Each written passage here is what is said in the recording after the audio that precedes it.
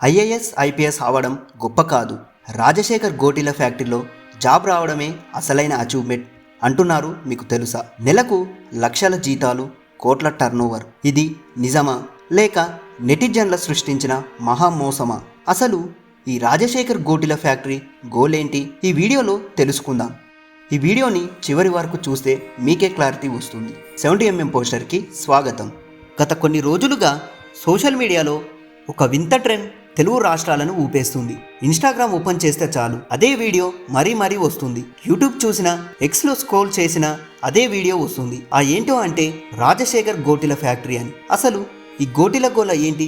Senior నటుడు doctor Rajasekhar గారు ఒక గోళీలు తయారు చేసే ఫ్యాక్టరీ నిజంగా నడుపుతున్నారని, నెలకు కోట్లలో ఆదాయం సంపాదిస్తున్నారని, ఉద్యోగాలకు లక్షల జీతాలు వస్తున్నాయని, గోటీ డెవలపర్గా, గోటీ కౌంటింగ్ స్పెషలిస్ట్ ఇలాంటి పోస్టులు సోషల్ మీడియాలో బాగా వైరల్ అవుతున్నాయి. వైరల్ అయిన ఫన్నీ క్లెయిమ్స్ ఏంటంటే, ఇంట్లో నగలన్నీ తాకట్టు పెట్టి రాజశేఖర్ గోటీల ఫ్యాక్టరీలో పెట్టాడు. టాపర్ స్టూడెంట్ గోటీల కౌంటింగ్ స్పెషలిస్ట్గా జాయిన్ అయ్యాడు. 10వ తరగతి ఫెయిల్ అయితేనే ఈ జాబ్కు అర్హత. ఐఏఎస్ కాదు, గోటీల ఫ్యాక్టరీ ఉద్యోగమే డ్రీమ్. ఇంతవరకు వినడానికి నవ్వొస్తుంది, కానీ ఇక్కడే అసలు ట్విస్ట్ మొదలవుతుంది. ఏఐ వీడియోలతో మరింత కన్ఫ్యూజ్ చేసే వీడియోలు కొంతమంది నెటిజన్లు ఏకంగా సృష్టిస్తున్నారు. ఫేక్ అపాయింట్మెంట్ లెటర్లు, ఫేక్ ఐడి కార్డులు, ఏఐతో తల్లిదండ్రులకు జాబు వచ్చిందని చెప్పే వీడియోలు కూడా క్రియేట్ చేస్తున్నారు. ఇవి చూసిన చాలామందికి ఇది నిజమేనా అనే డౌట్ రావడం సహజం. అసలు ఈ ట్రెండ్ ఎలా మొదలయ్యింది? ఇటీవల యూట్యూబ్లో ఒక వ్యక్తి రాజశేఖర్ గోటీల ఫ్యాక్టరీ పేరుతో ఒక వీడియో చేశారు. గోటీల తయారీ క్లిప్స్, భారీ ఆదాయం కథలు, హై సాలరీ జాబ్స్. ఆ వీడియో వైరల్ కావడంతో మిగతా నెటిజన్లు కూడా దాని మిమ్స్, రీల్స్, ఏఐ వీడియోలుగా మార్చేశారు.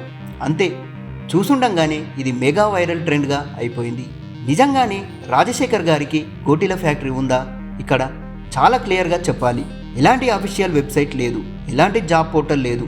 రాజశేఖర్ గారు కానీ ఆయన టీం కానీ ఒక అధికారిక ప్రకటన కూడా దీని గురించి చేయలేదు. స్పష్టంగా చెప్పాలంటే ఇది పూర్తిగా ఫేక్ ప్లస్ మీమ్ ట్రెండ్ మాత్రమే అని. ఇక్కడే అసలు ప్రమాదం మొదలవుతుంది. ఇప్పటి వరకు సరదాగా ఉంది, కానీ ఇలాగే కొనసాగితే ఫేక్ జాబ్ లింకులు, రిజిస్ట్రేషన్ ఫీజులు, ఆధార్, బ్యాంక్ డీటెయిల్స్ అడగడం ఇలాంటి వలన సైబర్ మోసాలు జరిగే ఛాన్స్ ఉంది. ఇప్పటికే కొంతమంది దీన్ని నిజమని ఈ ఫ్యాక్టరీలో జాబ్ కోసం అప్లై చేయడానికి ట్రై చేస్తున్నారని వార్తలు వస్తున్నాయి.